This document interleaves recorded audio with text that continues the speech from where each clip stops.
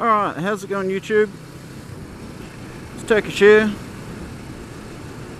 Back on Sasha the Susie. We're homeward bound after a day's hard work. It's a beautiful Saturday. And just checking, I thought my microphone had fallen out. Beautiful Saturday. It's too good to be working, I guess. But someone's got to do it. I have one of those days where if you've worked in retail, I'm sure you've had to deal with this, or any job I suppose, where you got no staff on the Saturday. You try to call up some staff to come in, and they don't answer their phones because it's a Saturday, obviously. And stuck doing the whole day by yourself. But that was my day. At least it's a beautiful ride home. So that's a plus. Makes it much more enjoyable.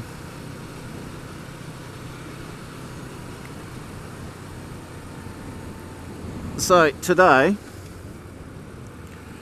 I was going to talk about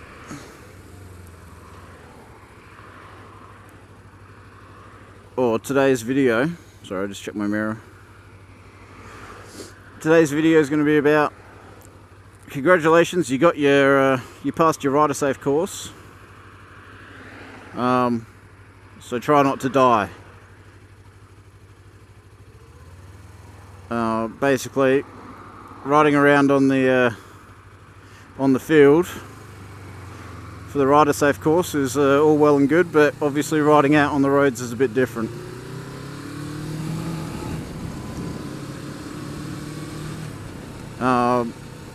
I'm just going to talk you through, or go through, what I'm doing when I'm riding. This is for like people that have just passed their riding course. A few things I've picked up in the last couple of months. Obviously everyone's going to have their own opinions. And yeah.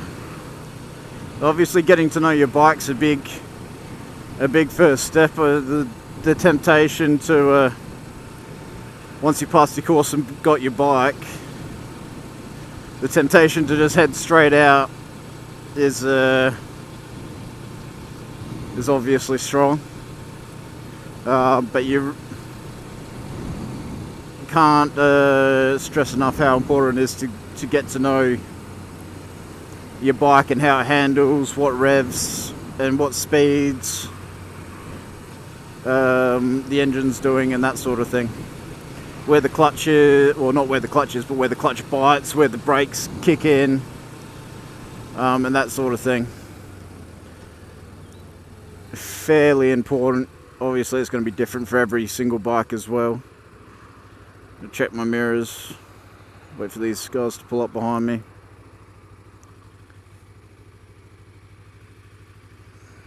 Cool. I'm not going to take it out of gear because it's on a hill.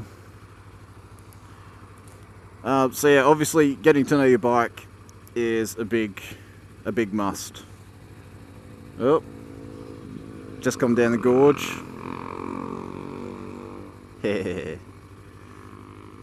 Gorge ride, it's a lot of fun. I haven't gone up there yet. I'm not brave enough or stupid enough, I suppose. Depending on which way you look at it. A lot of bike riders have died up there. As we pull out into the sun.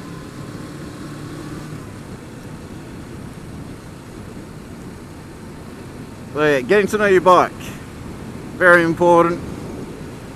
I highly recommend sticking to back streets and just getting to know the feel of it. I think I did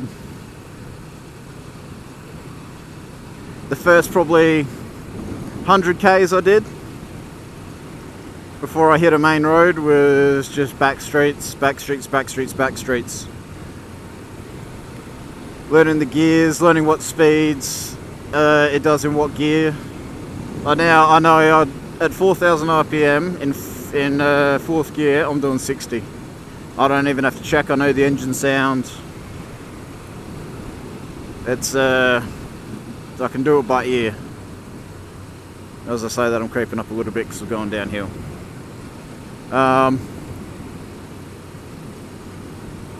So yeah, probably the first 100k I did was all back streets.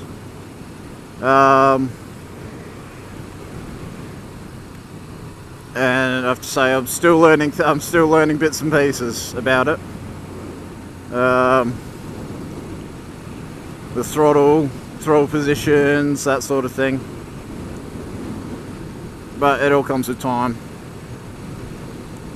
I suppose it's one of those things you're always learning.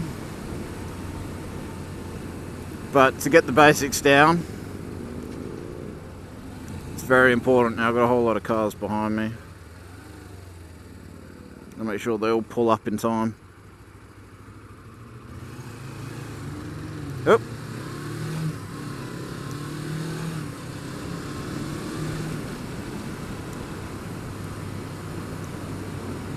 Stopped a bit too quickly there. As I'm riding along, after you've gotten to know your bike obviously, or if you just want to head straight onto a main road, as I'm riding, what am I doing? Zombies there on the way to the zombie walk tonight. What am I doing? I'm watching the cars around me. I'm watching the space around me. The space that you can control to the front and the sides isn't so bad. But the space behind you, you have no control over. If someone's following too close, you have no control over that. So keeping your distance when you're riding, next to cars and behind cars, is always a good thing. And that comes down to road positioning, where you are in your lane. In Australia, on a motorbike you can use any part of the road, or any part of your lane I should say. You can sit in any part of your lane because it is so important. Your positioning is so important. So about halfway to 2/3 in your lane. So from sort of here, that's mid, to about 3/4, so about here is a good place to sit.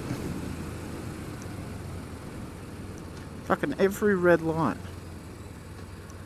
You've got a speed camera and red light camera on this light, so be careful.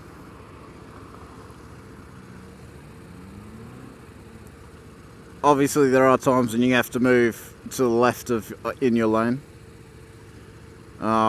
When you got cars in the medium strip over there turning right, you want to move out to the left so they can see you, or make it easier. It's all about being seen. So as they're turning right over the medium strip across your lane, you want to move to the left a little bit just so they can see you. Head and eye contact with other cars, it's surprising just how effective it is. If you see someone turning across your lane and you look at them in the eye, they're going to notice you pointing your head towards them and looking at them. They're going to look back and they're going to see you. He's in a hurry.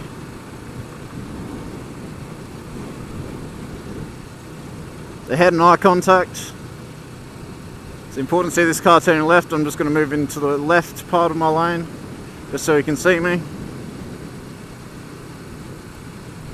It might just seem like a small thing, but anything you can do. See, this car's turning right, I'm going to move to the left so these cars can see me if anyone's trying to turn. It's the little things that you can do to help you survive.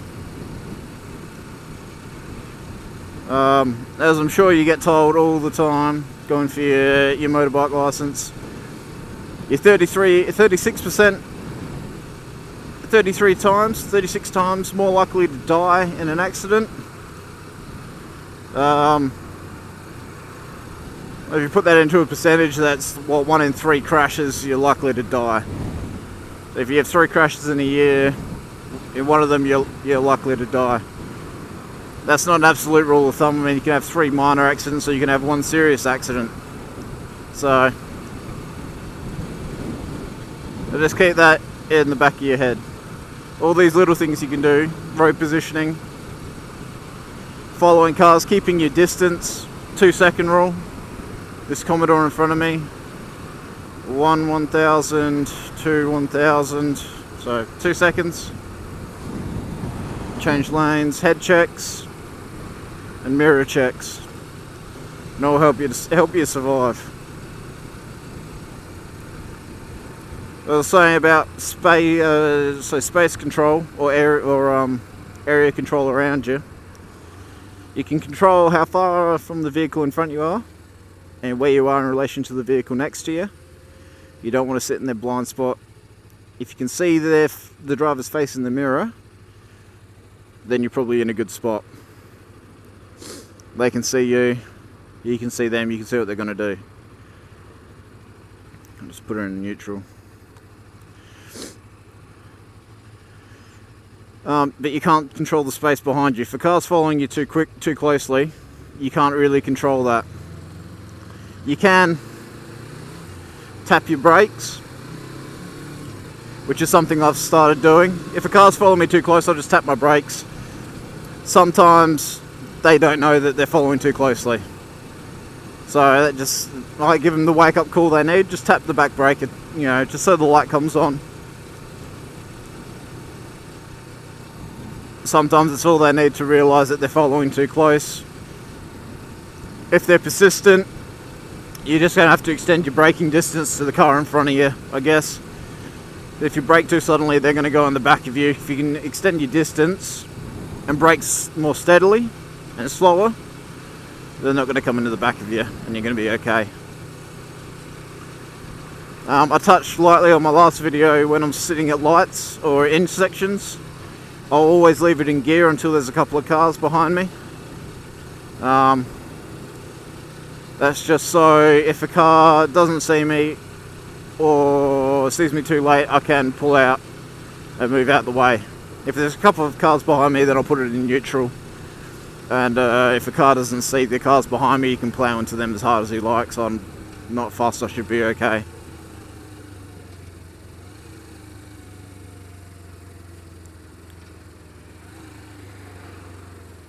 Pulling up here.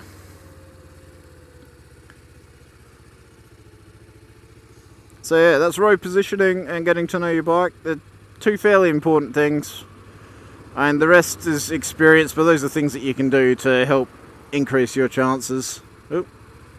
Coppers.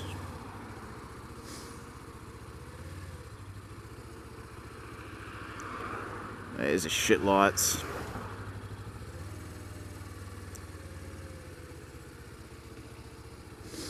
So I'll leave it in gear here and wait, see if there's any cars going to pull in behind me or not. Nope, we're going to go. Fantastic. Cornering, look through the corner, and off we go. That fucking sun.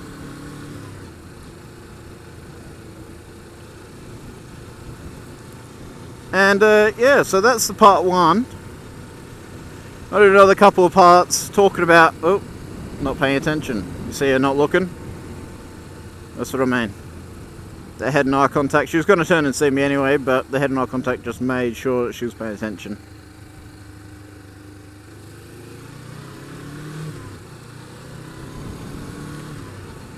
And yeah, so that's been part 1. I'll do some more parts as I go. And yeah, next we'll probably do like keeping your head up in traffic, looking, eye contact, what you're looking for, what you're looking at, that sort of thing. And yeah, so I'll see you next time. It's just been a fairly short video, but it's a nice day and I thought, why not?